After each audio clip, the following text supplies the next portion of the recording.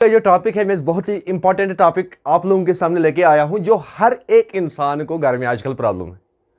कोई कहता है कि मेरा गीजर आउटपुट नहीं छोड़ रहा है, कोई कहता है कि मुझे कुछ और मसला हो रहा है। तो सारी चीज़ों पे हम बात करेंगे आज कि ये प्रेशर का मसला जो है ये क्यों होता है। तो प्रॉपर डिटेल समझेंगे हम इस चीज़ को लेके, तो वीडियो को आखिर तक देखना है, एक एक पार्ट मिस नहीं करना है।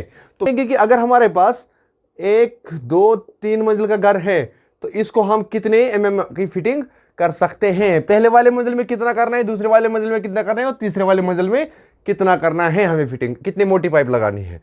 तो फॉर एग्जांपल पहले हम 1 मंजिल की समझेंगे। तीसरी मंजिल से हमें पाइप लानी है, तीसरी मंजिल से हमें पाइप लानी है ग्राउंड तक, यहां तक। तो जब यहां पे हमारा टैंकी है तो हमें यहां से यहां तक डिपेंड करता है इस वाले बाथरूम के अंदर हमें क्या क्या लगा के है। अगर ये फुली कंसील्ड है तो इसको 40 mm देना नेसेसरी है। क्यों फुली कंसील्ड क्या है इसमें? फुली कंसील्ड में इसको अगर इसके अंदर बाथ डाइवर्टर है, बेसन डाइवर्टर है, डूश है, अगर इसके अंदर फ्लश वैल्यू है और भी जैसे कि वॉशिंग मशीन के वहां पे हम डाइवर्टर लगाते हैं, मानो कि अगर फुली कंसील्ड है इसके अंदर तो इसके अंदर 40 mm को देना जरूरी है। तब जाके अगर बार डाइवर्टर कौन सा होगा, 2 वे वाला, यानी कि जिसको शावर और आउटपुट जो नॉर्मली डाइवर्टर जिसको हम कह सकते हैं वो चल सकता है इस पे। तो इसी मुकाबले फिर अगर हम इसी वाले बाथरूम के अंदर एक्वामिक्स लगाएंगे, एक्वामैक्स, तो एक्वामिक्स यहां पे नहीं चलेगा, इस 40 mm की प्रेशर पे नहीं चलेगा यहां पे भी, क्योंकि क्या कॉज है उसका वो मैं समझा दूंगा आप लोगों को। लेकिन यहां पे हमें आप लोगों को इस हिसाब से, अगर अब यहां पे ये डाइवर्टर का दांत्र है ही नहीं कुछ, तो फिर क्या करना है? फिर हम इसमें 32 mm का दे सकते हैं, 32 mm का, याद रखना ये चीज, फिर हम 32 mm का दे सकते हैं। अगर अब दूसरी मंजिल की बात करेंगे हम, मंजिल 2 नंबर की हम बात करेंगे, जो दूसरी मंजिल का होगा ये वाला बाथरूम, ये दूसरी मंजिल पे है, तो अगर इसी मुकाबले में ये सब होगा, यही सब होगा वहां पे भी, तो इसमें भी आपको 40 mm देना नेसेसरी है। लेकिन 2 मंजिल में कितना गैप होना चाहिए? 2 मंजिल में, क्योंकि मैं 3 मंजिल की बात कर रहा हूं, मैं इस वाले मंजिल की बात कर रहा हूं। ये वाला मंजिल ये वाला है और ये वाला मंजिल यहां पे है, यानी कि इसको ऊपर भी बचेगा फिर कितना, मैं समझाता हूं। यहां पे तब 40 mm चलेगा आपको दूसरी मंजिल में जब इसको होगा। अब देखो ये दूसरा मंजिल की काम जो है ये यहां पे तब हमें गीजर फ्लो प्रॉपर करेगा या बाकी चीजें सारा फ्लो प्रॉपर करेगा जब टैंकी से लेकर के इस वाले बाथरूम तक 18 फीट की हाइट होगी, कम से कम 18 फीट की हाइट में हम 40 mm इसको दे सकते हैं पीपीआर के लिहाज से। अब आप लोगों को एक डाउट होगा, वो भी क्लियर करना होगा, ये mm के हिसाब से क्यों हम करते हैं और इसको क्या कैसे करना चाहिए था, तो वो मैं आगे बता दूंगा। अगर अब इसी मुकाबले अब तीसरे मंजिल की बात हम करेंगे, तीसरे मंजिल की बात, यानी कि इस बाथरूम को यहां पे ले लेंगे, ये तीसरा बाथरूम है, तो इसको हम कैसे काम कर सकते हैं? इसको हमें कुछ भी नहीं लगाना है, कुछ भी मतलब कुछ भी नहीं, क्या कंसील्ड वाला, अंडरग्राउंड फुली कंसील्ड नहीं हो सकता है, इस इवन की इसके अंदर डाइवर्टर भी नहीं चलेगा प्रॉपरली। तो इसको अगर हम 40 mm का उतारेंगे, इसमें क्या लग सकता है?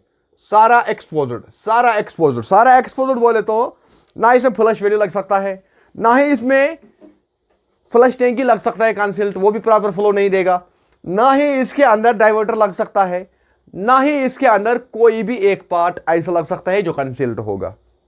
क्यों? इसकी हाइट जो होगा, गीजर यहां तक हमारा जाता है, गीजर से स्लैब तक कितने 48 इंचेस, यानी कि 4 फीट बचता है हमारा। तो अगर हम 4 फीट और भी चढ़ाएंगे तो हो गया 8 फीट। अगर टैंकी को हम हाइट देंगे यहां पे, तो फिर भी यह काम 8 फुट में प्रेशर बराबर नहीं बनेगा। हां, ये याद रखना। अब हम बात करेंगे यहां पे भी कि एमएमएस के हिसाब से, अगर हम इंच के हिसाब से देखेंगे, देखो 1 इंच ऐसे लिखा जाता है, यह बनता है 25 mm, ठीक है ना। अगर हम देखो 32 mm को देखेंगे, 32 mm को वो बनता है सवा इंच बनता है वो। लेकिन और 40 mm यहां पे 1.5 इंच की काम देता है, अगर असली हम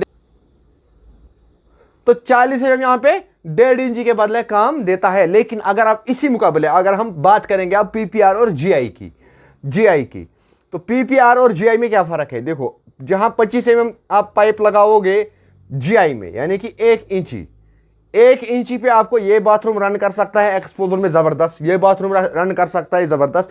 जहां पे आपको 1 इंची की पाइप जरूरत पड़ती जीआई में याद रखना, जीआई में वहां पे आपको 40 mm कम से कम पीपीआर देना ही देना है। क्यों? क्योंकि जीआई पीपीआर का जो इनर डाई अगर हम बात करेंगे, ये बाहर से नापेंगे हम, ये 1.5 इंची है। अगर हम अंदर से इसको नापेंगे, अंदर से ये 0.25 इंची होगा, क्योंकि पीपीआर का जो लेयर होता है वो मोटी होती है अगेंस्ट जीआई। तो और उसके बाद और एक मसला आता है, हमें फ्लो क्यों ज्यादातर कम रहता है, ये समझना है आप हमें। हम जब फिटिंग करते हैं किसी भी एक कंपनी का, मैं ज्यादातर बात नहीं करूंगा यहां पे किसी एक कंपनी का, अगर एक कंपनी अच्छी होगी, एक प्लम्बर को क्या क्या चेक करना है इसमें, जब हम ज्वाइंट देते हैं किसी एक कंपनी को, किसी एक पाइप को, तो वो इनर डाई मेल्ट नहीं होना चाहिए। कई बहुत सारे जगहों पे क्या होता है कि ये इनर डाई, अगरचे हमने 40 mm का ज्वाइंट दिया, लेकिन जब ज्वाइंट देते हैं वो इनर से इतना बनता है सर, वो 25 भी नहीं रहता है, वो 40 कहाँ का रहा, वो तो 40 इंची नहीं रहा ना। फिर जीआई के मुकाबले ये इसमें प्रॉब्लम है पीपीआर में, ये प्रॉब्लम कोई आपको एक्सप्लेन जल्दी से नहीं कर सकता है।